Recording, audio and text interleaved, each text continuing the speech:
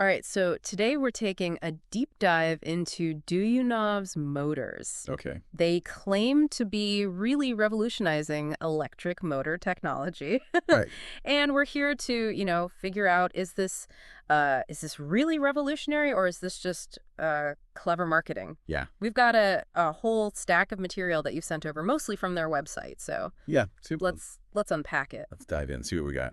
What jumped out at you from this material? Well, I mean, I think the first thing is just the website itself. Oh yeah. It's very, very slick. Yeah. Lots of different languages, tons of pictures. Yeah. You know, Yeah, it's like they're going for a global audience right out of the gate. yeah, absolutely. And Yeah. actually, that lines up with some of their messaging where they're claiming participants from over 194 countries. Wow. Which is, incredibly ambitious, to say the least. Yeah. But it's clear that they're not thinking small scale, that's for sure. No, not at all. And speaking of not thinking small, let's talk about this Slavyanka technology. Well, They yeah. they keep mentioning it. They're saying it's going to revolutionize electric motors, up to 40% energy savings. Yeah. I mean, that's huge. It's a bold claim for sure. 40%, that's a big number. Yeah. If it's true, Yeah.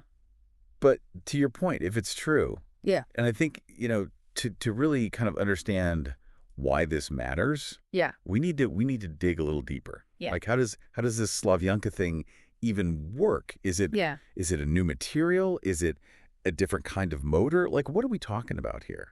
That's a good point. Just throwing around 40% savings. It's like, well, how do you get there? Right. Okay, so from what I'm seeing, Slavyanka isn't a material. Okay.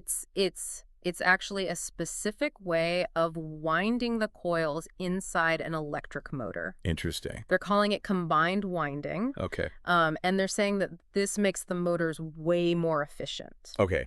Okay. Yeah. So it's not reinventing the wheel, so to speak. It's taking existing Right. technology but making it significantly better potentially. All right. They mentioned something I noticed on the website. They said a service factor of 2.5. Yeah.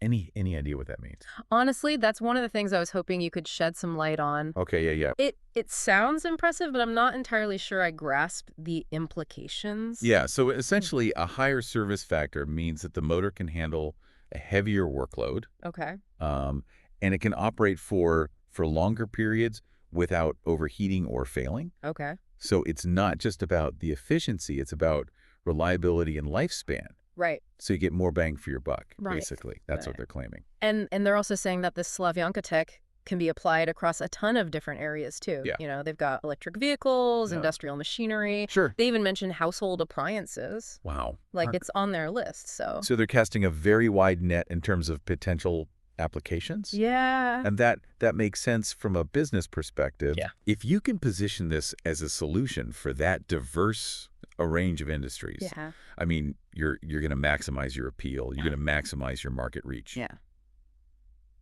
So I get it from that perspective. Yeah. So it sounds like they're painting this picture of this technology that's very versatile and could really, Yeah, disrupt a lot of different industries. potentially. But what about the company itself? Are they further along than just, Oh, right. having this really cool idea? Right. Are they putting this into practice? Yeah. Well, Huh.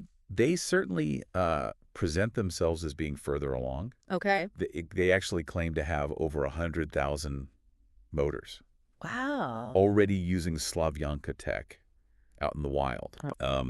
They even highlight that they've got this whole network of licensed specialists Mhm. who are trained to wind motors using this specific method. Okay, so they've got like a workforce already, kind of. Yeah, they're trying to build Yeah. an ecosystem around this, it seems. That's a pretty big claim, though. I mean, 100,000 murders. That sounds impressive. Yeah. I have to admit, I'm a little skeptical. I mean, Sure. are they just throwing out a big number, or Right. is there some substance behind it? That's the million-dollar question, right? Yeah. Because they emphasize this large number, Yeah. but the details are a bit fuzzy. Oh, okay. They don't really, Like, where are these motors? yeah, like where are they being used? Yeah. What kind of results are they seeing? Yeah. Is there any independent verification of how these motors are performing?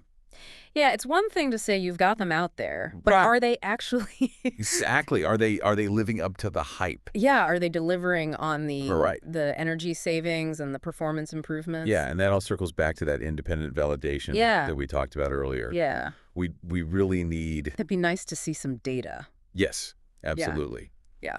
Um, so that's something to keep in mind. For sure. Don't just take their word for it. Yeah. We need to look for evidence from sources outside of the company Yeah. to get a clearer picture of what's really going on. Okay. Mm-hmm. Speaking of getting involved, Right. they're pushing this crowd investing model pretty heavily, and they make it sound so simple. Yeah. You can buy in for as little as $50 Wow. and own a piece of this Okay. of this company that's going to change the world. So it's a very low barrier to entry, Yeah. which can be attractive to a lot of people, especially those who, maybe are new to investing or Yeah. don't have a lot of capital to throw around. Yeah, but with such a low entry point, are there any hidden risks?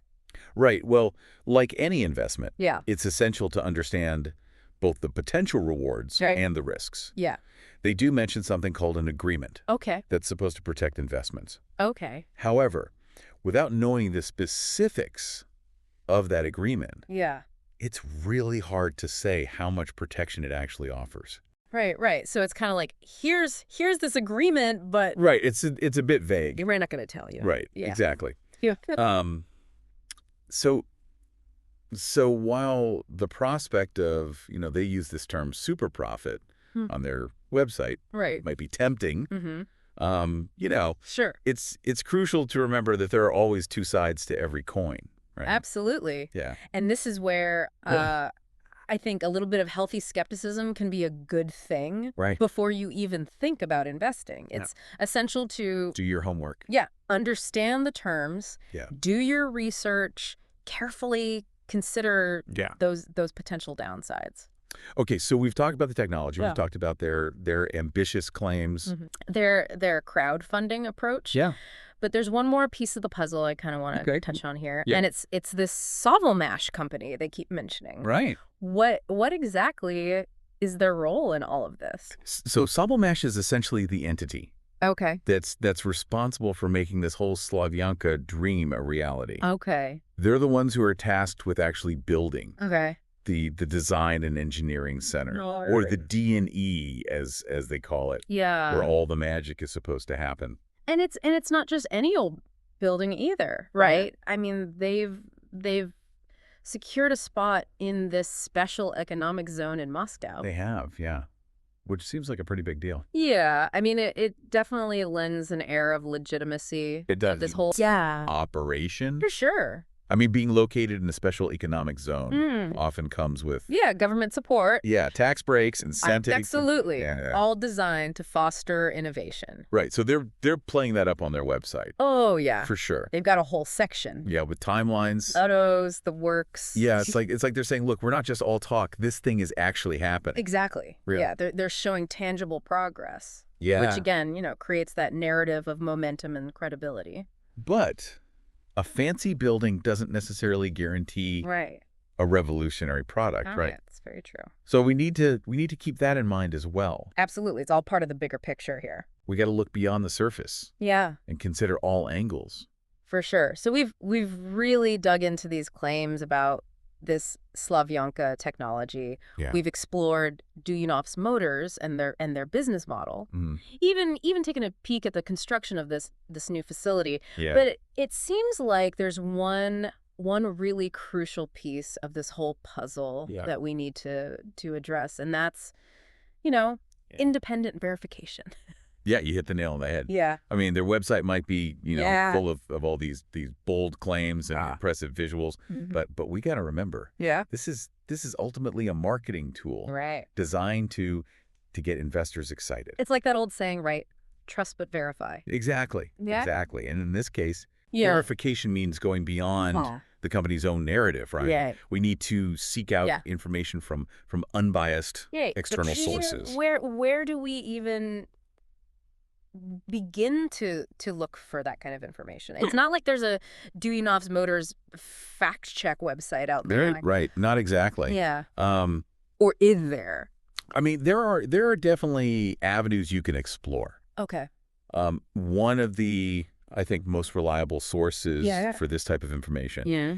is peer-reviewed scientific publications. Okay. So these are, Yes. studies and analyses that have been reviewed, By other experts. yeah, by other experts in the field Okay. to make sure that they're, Right. accurate, credible. So you were talking about like digging into academic journals, Exactly. research papers, that kind of thing. Yeah. It sounds a little, That sounds a little daunting. it can be a little dense, Yeah. but it's worth the effort. Okay. Because think about it this way. Yeah. If this Slavyanka technology Right.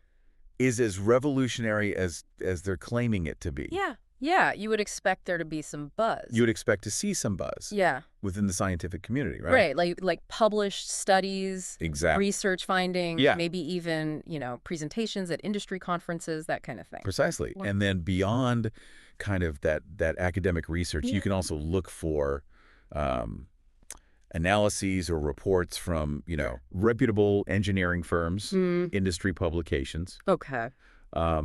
Those sources often provide, Right. a little more maybe accessible. Yeah, digestible. Yeah, digestible insights Right. Yeah. into emerging technologies. It's really about, casting kind of wide net, Exactly. gathering information from all these different, Multiple sources. trusted sources Yeah. to kind of get this well-rounded perspective. Absolutely. Yeah. And don't just rely on a single source, right? Right. The more perspectives you can gather, Yeah. the better equipped you'll be Right. to form your own informed opinion.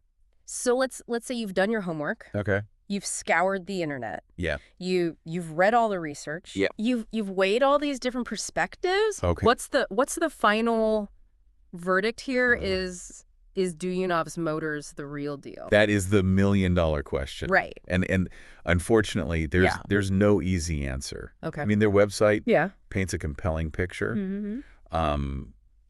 But the lack of Yeah. readily available independent verification Yeah. makes it really tough Right. to give a definitive yes or no. So there's potential, Yeah. but it sounds like we need to proceed with caution. I think that's a fair assessment. Okay, so for someone out there listening Mhm. who's maybe considering investing in Duyunov's motors Yeah. based on what they've seen on the website, Right. what's the key takeaway? Yeah, don't base your decision Yes. solely on what you see on their website. Okay. Right. Go do your own research. Yeah. Dig deeper. Seek out those independent analyses. Right. And most importantly, Yeah. understand the risks involved. Yeah, it's all about making informed decisions. Absolutely. And a big part of that is understanding that, yeah.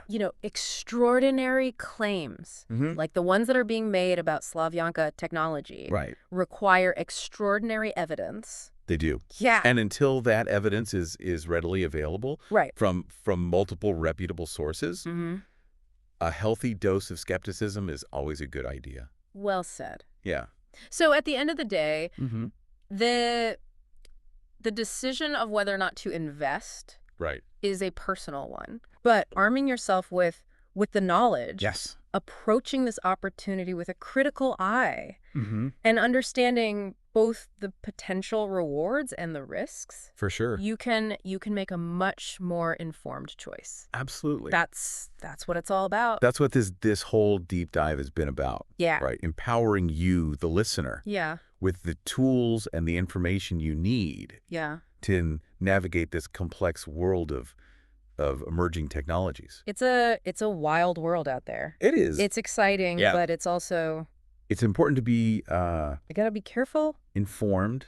Yeah. Ask questions. Yeah, ask tough questions and Mm. never stop learning. Absolutely. And, who knows? Yeah. Maybe someday we'll revisit Duyunov's motors with a whole new set of information and perspectives. That's right. But until then, keep exploring, keep asking those questions, Yeah. and most importantly, keep learning. Well said. And on that note, that wraps up our deep dive Excellent. into Duyunov's motors.